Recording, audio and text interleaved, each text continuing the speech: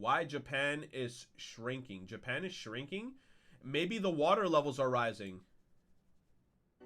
This video is made possible by Henson Shaving. Begin your premium shaving experience with a free 100 pack of blades when you buy a razor using the link down in the description below. Japan is one of the world's most important, influential, and powerful late-game civilizations. Home to nearly 126 million people, the Japanese economy is the third largest in the world after China and the United States, and correspondingly, Japan ranks third of all the world's countries in total number of assets and total amount of wealth. Japan further possesses one of the world's most powerful militaries, is one of the foremost leaders in the automotive, robotics, and electronics industries, while her culture is widely known and regarded across the world. By all accounts, Japan is one of the 21st century's great powers. But Japan also has a massive and persistent problem that has been making the country weaker and weaker now for decades. And that problem is simple. Japan is shrinking, not in terms of land or territory, but in terms of people, which at first seems a little strange. Japan is, after all, one of the most densely populated and it's shrinking in terms of people. Urbanized countries on the planet. More than 90% of the population live in cities. And with a population of more than 38 million people, the Tokyo metro area is the largest metropolitan area on the planet. More people live inside of the greater Tokyo metro than all of Canada combined, and all in an area that's only a fraction of the size of England. But Japan's population, while massive and concentrated, is also the oldest in the entire world. You see, Japan today is experiencing what's called a super aging society across the entire country that's unprecedented anywhere else in the world. Today, more than 1 out of 4 Japanese people are above the age of 65, which is approximately 36 million people, and is close to 1 in 4 people are... Oh my god, there's a lot of old people in Japan. The entire population of either Greater Tokyo or Canada. This is the highest percentage of elderly people of any country in the world, and is substantially higher than most other places. For context, here's a list of other countries by elderly population, and Japan's is above them all at a whopping 27%. But to be fair to Japan, a lot of this is simply due to the fact that the life expectancy rates within the country are literally unmatched anywhere else. As of today, the average Japanese person at birth is expected to live to the old age of 85 years, which is higher than any other country and substantially higher than any of... Wow.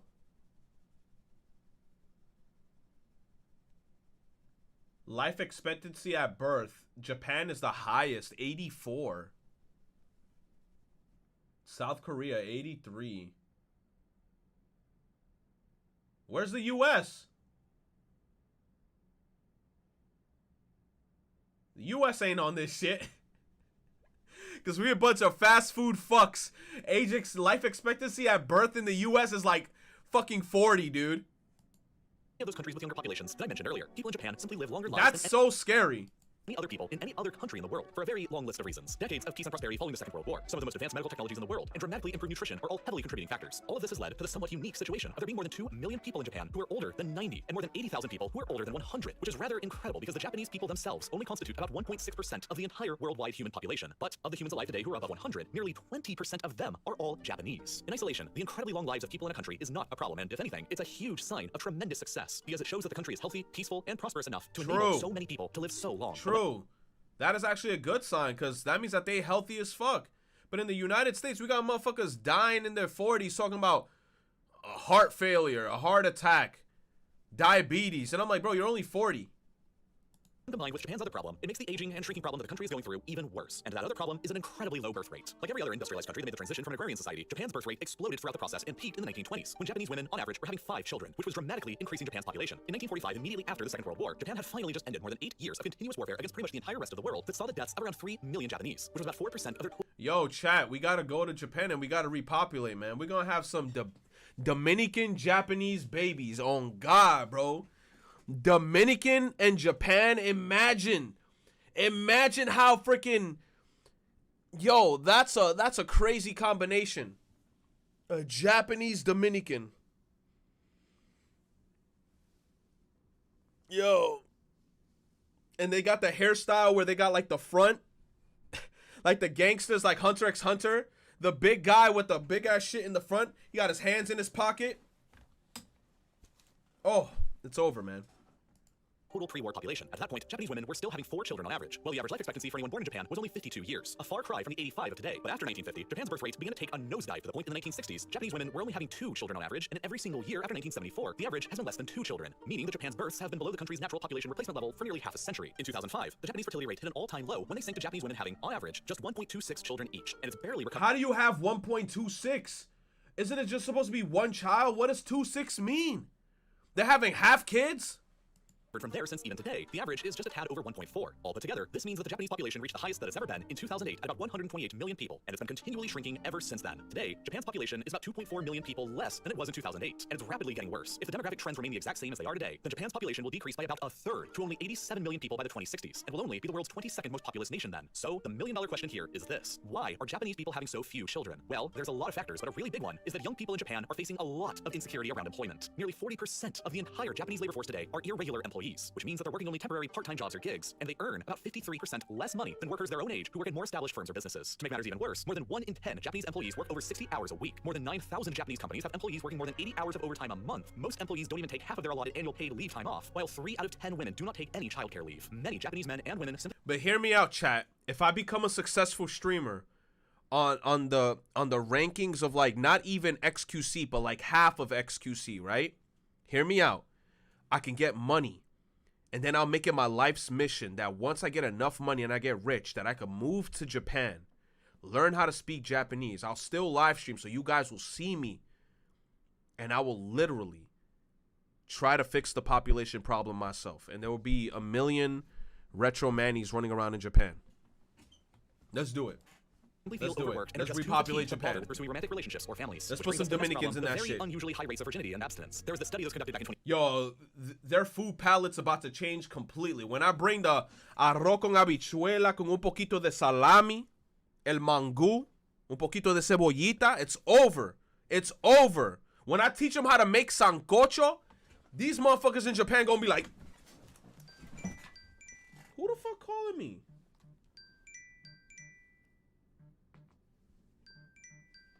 Hold on.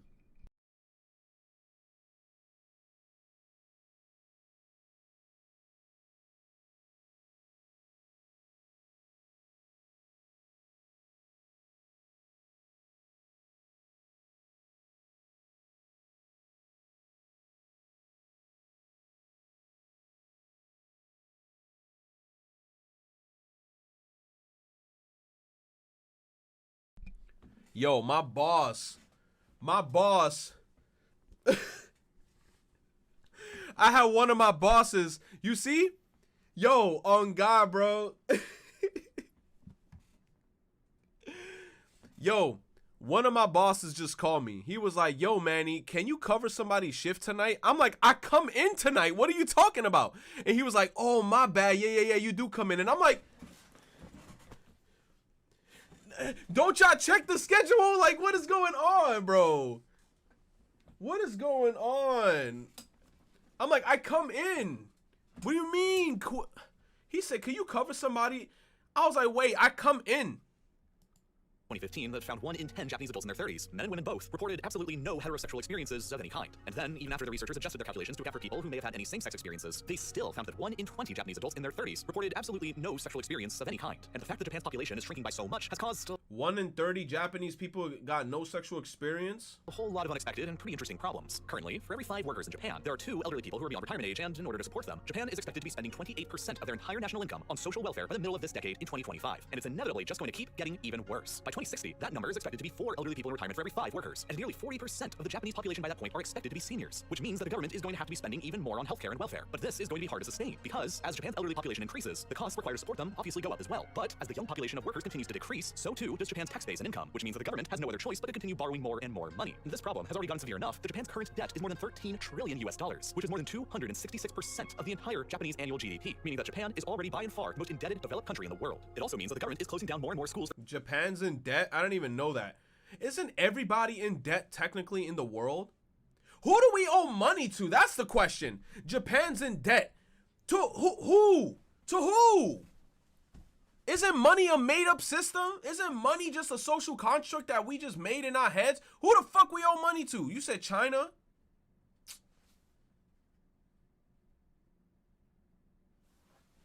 Tencent.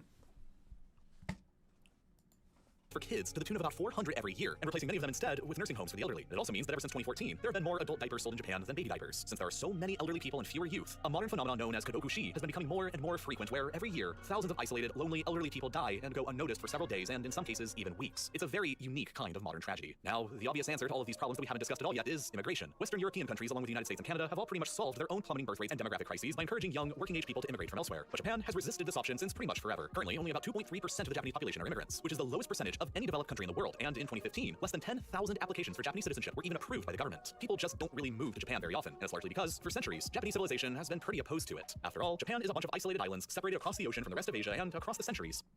Oh, it's because Japan don't want us. Japan is not approving us. They're like, nah, we don't want no Dominican babies down here. Nah, Japan, you guys gonna have to do something. It's either you guys start plummeting, and then you guys just gotta give a bunch of shit to old people, or young retro man, he could go over there and start shooting up some splatty tunes, if you know what I mean. That's all you're gonna hear.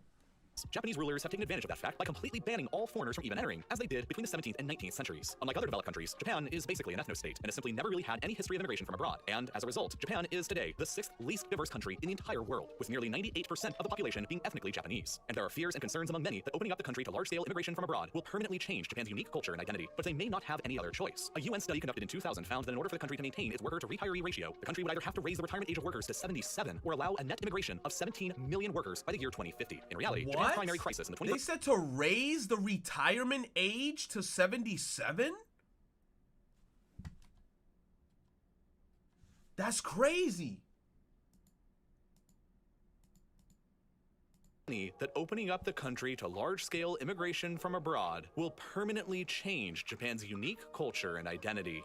I agree with that sentiment, though, with what they're saying here, because think about it. If you got a bunch of cultures end up coming to Japan, they could completely change how everything is done. That's why I feel like Japan is such a very, how do you say? I can't find the words, but it's like a very cultured place, you know? But if a bunch of other people from other places start going to Japan and then they start living there, it's definitely going to change things up. They want to keep things the way that it's been like forever. So that's the word, traditional, yes. But they may not have any other choice. A UN study conducted in 2000 found that in order for the country to maintain its worker-to-retiree ratio, the country would either have to raise the retirement age of workers to 77 or allow a net immigration. So you telling me in Japan, you gotta wait, you gotta work your life until you reach 77 and then you could retire?